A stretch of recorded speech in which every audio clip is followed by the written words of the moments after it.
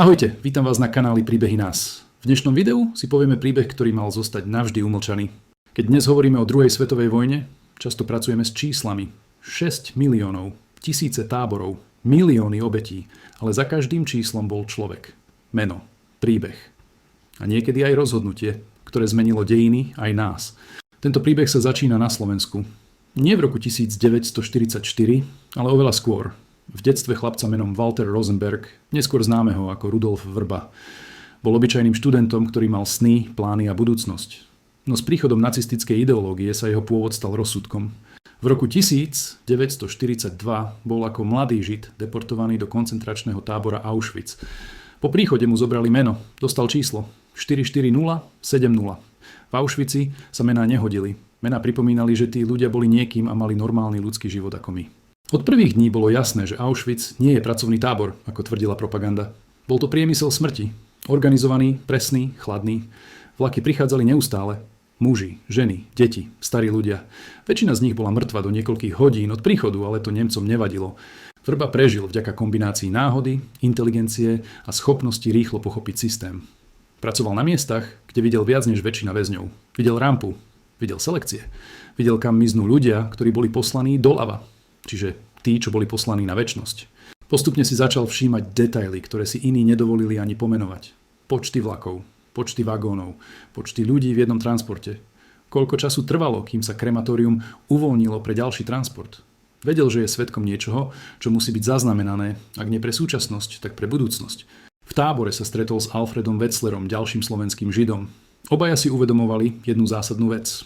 Auschwitz nebol tajomstvom preto, že by ho nebolo možné opísať. Bol tajomstvom preto, že nikto neveril tým, ktorí prežili. Útek z Auschwitzu bol takmer nemožný. Tábor bol obohnaný elektrickým plotom, strážený ozbrojenými jednotkami SS a obklopený pásmom smrti. Každý pokus o útek znamenal kolektívny trest. Smrť desiatok nevinných väzňov. Napriek tomu sa rozhodli riskovať. Nie kvôli sebe, ale kvôli tým, ktorí ešte len mali prísť a pridať sa do tohoto pekla. 7. apríla 1944 zmizli počas pracovného presunu.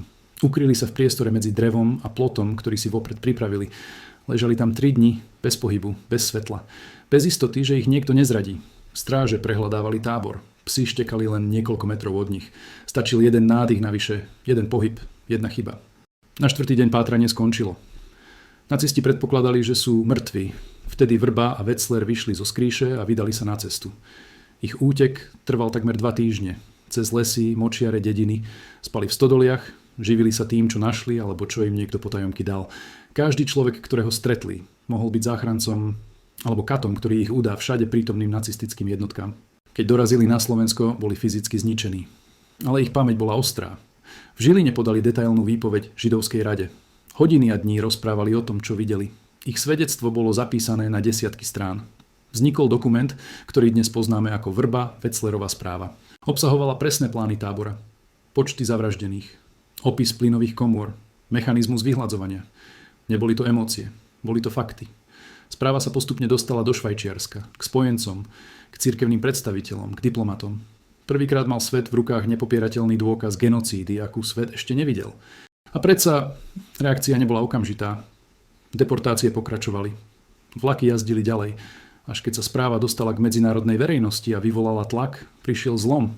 V lete 1944 boli deportácie maďarských Židov zastavené. Historici sa zhodujú, že vďaka tejto správe mohli byť zachránené 10 000 životov. Rudolf Vrba vojnu prežil. Po nej emigroval, stal sa vedcom a celý život niesol ťarchu svedka. Často hovoril, že najväčšia tragédia nebola len v tom, čo nacisti robili, ale v tom, že svet príliš dlho nechcel počuť. Jeho príbeh nie je len o úteku z tábora. Je o úteku pravdy zo zajatia mlčania.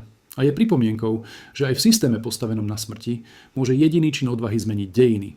Ďakujem ti za zhliadnutie dnešného príbehu o nesmiernej odvahe, odhodlanosti a túžbe ukázať svetu pravdu o nacistickom režime. Každý tvoj komentár, like a odber mi pomôže rásť a pridá mi motiváciu spracovať ďalšie príbehy a pravdy sveta.